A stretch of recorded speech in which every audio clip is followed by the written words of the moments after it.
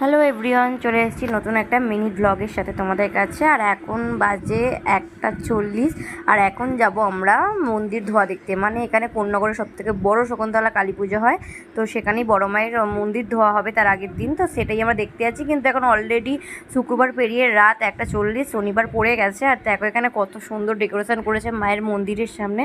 আর মায়ের মন্দিরটাও পুরো ফুল দিয়ে সাজানো। দেখো, আর আমি তোমাদের একটু ঘুরে দেখিয়ে দিচ্ছি। এই রাত্রির 1:40 কত লোক, সেটা দেখলে তোমরা বিশ্বাস করবে না।